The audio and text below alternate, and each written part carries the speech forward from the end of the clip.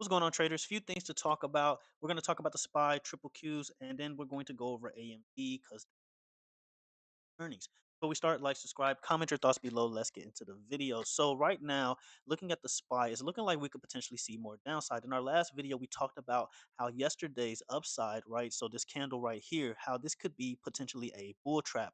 And it's looking like that's exactly what happened. Our key level here towards the upside was around 633. We talked about this in the last video. SPY cannot get above 633, and there is a good chance that we downside. If SPY managed to get above 633, then we could see a move towards 635, 637, and then possibly ties at 640. But as long as we stay below 640, it's very much possible that we get some type of lower high scenario and continue back towards the downside. Now, your major level here, right? And I said this in the Discord. I talked about this in our Discord exclusive.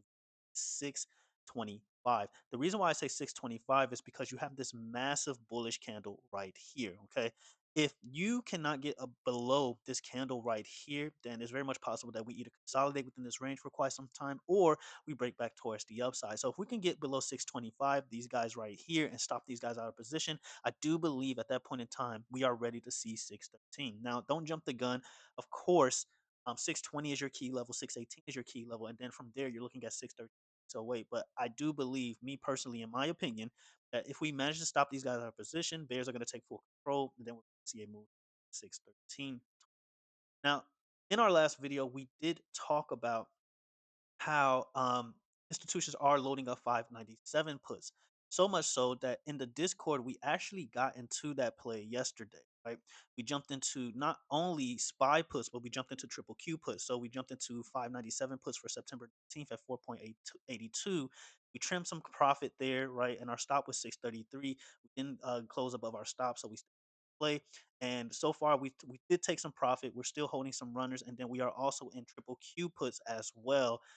Where yeah, so our Discord bot alerted to us that institutions or hedge funds, whales, whoever are in 542 puts right here, 542 strike puts for August 15th. And so we jumped into this play at around, I want to say 563, 562, somewhere around that range. And so far, Triple Qs is tanking after hours.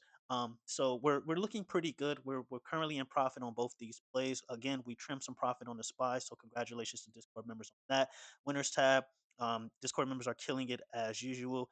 Thank you, Titan, for the spy puts, so on and so forth. And this guy right here, thank you for the spy puts. He made dollars on that play as well. So Discord link will be in the description below. But again, what's very interesting is that we're seeing puts starting to load up on the options flow. Right now, nothing special happened today on Quant data. Just to let you guys know, nothing crazy happened unless I missed something. Yeah, nothing too crazy. These AMD puts are interesting. 155 strike puts. These were loaded up an hour before close. So I'm just now seeing these 155 strike puts for August 22nd. And then you see the premium is 1.01 million. And here you have these weird spy calls. Nothing too crazy. You have these SMCI puts as well for August 29th, 55 strike. These were calls, but they were sold. Yeah, they were sold. So that's bearish.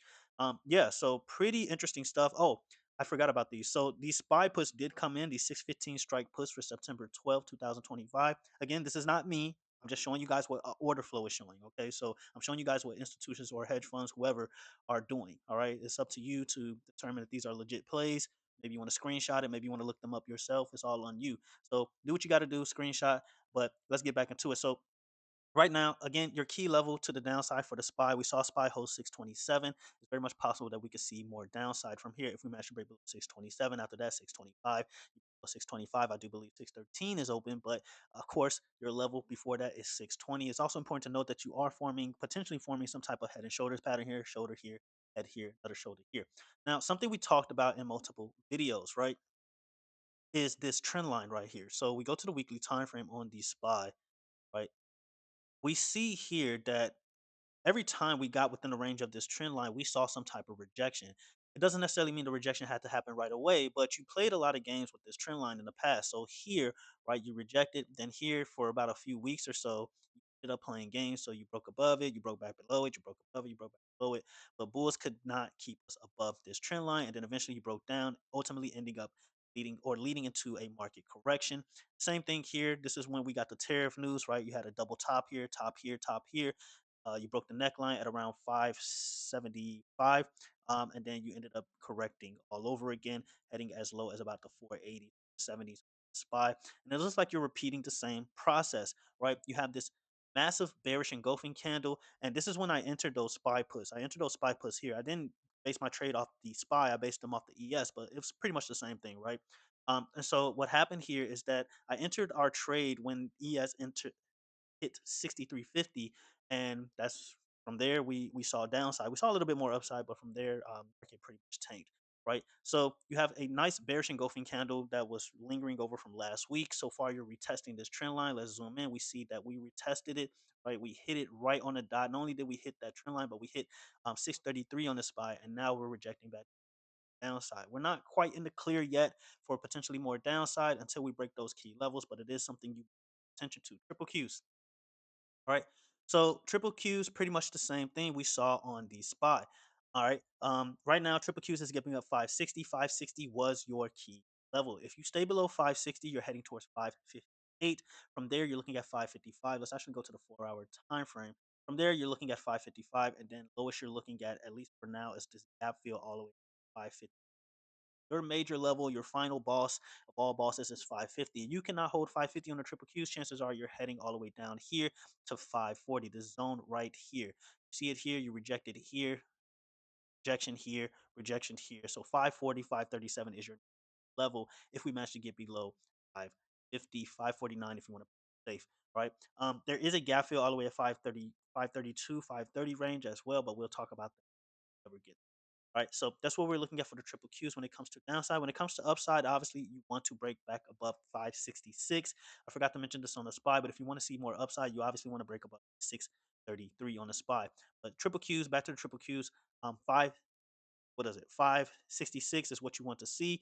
If you cannot get back above 566, then chances are you're going to get downside, right?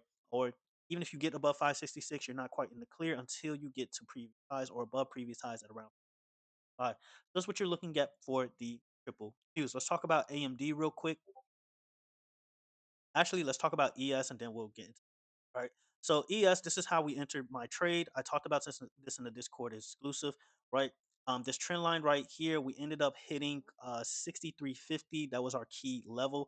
63.50. That's when I entered those SPY puts, those 597 strike puts for September. We know that September is notoriously a bearish month for the market, and pretty much got it right on the dot. Right, we saw a little bit more upside on the SPY because of, I believe, Palantir earnings. For some reason, Palantir is suddenly a market mover, whatever. But regardless, we saw a little bit more upside before rejecting back towards the downside.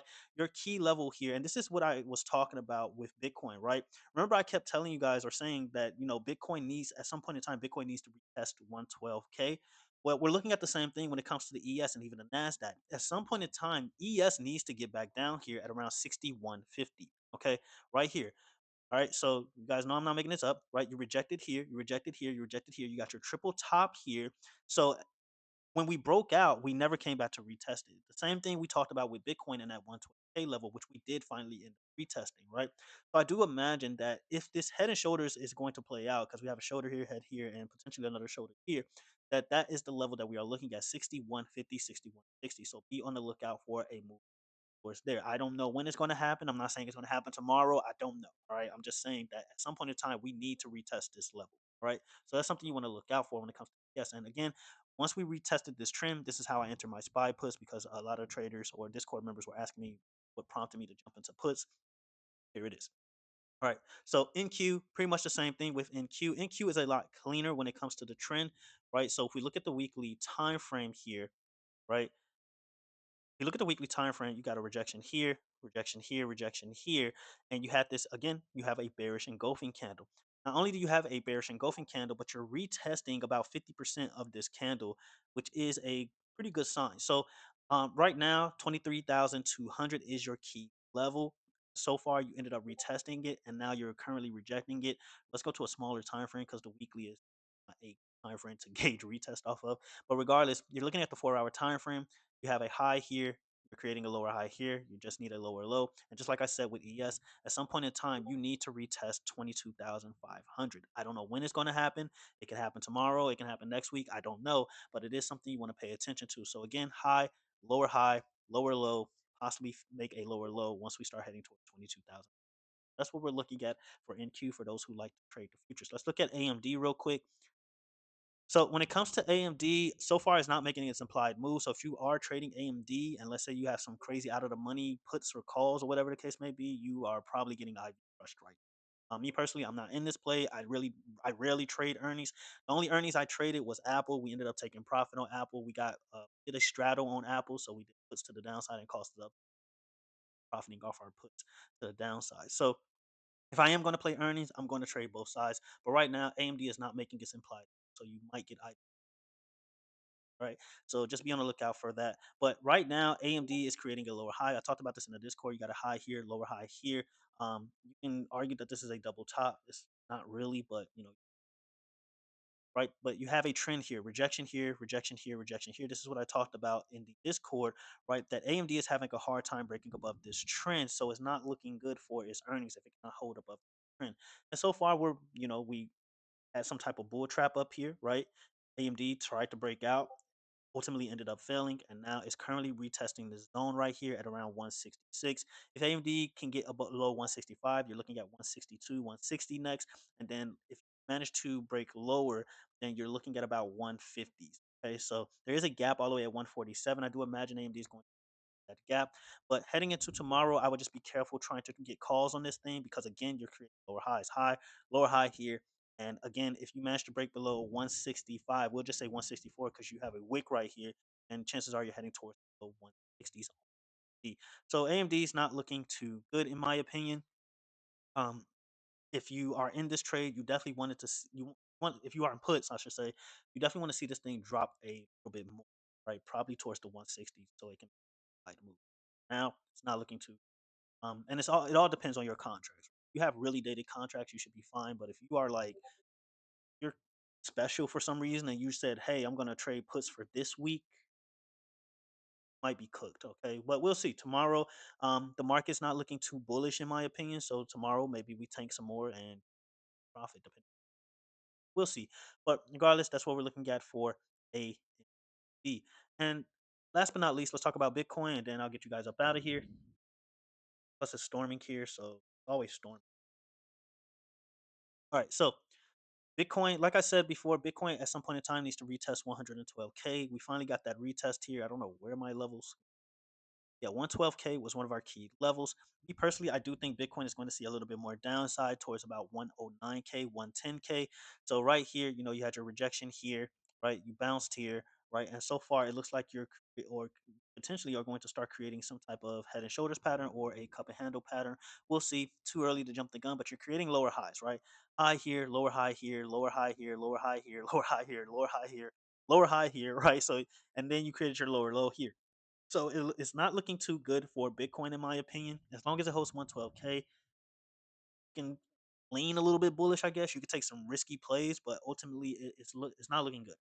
Creating these lower highs on Bitcoin, so I would just be. Other than that, that's the video, guys. Hopefully, you guys got something out of it. Let me know what you guys think in the comments below.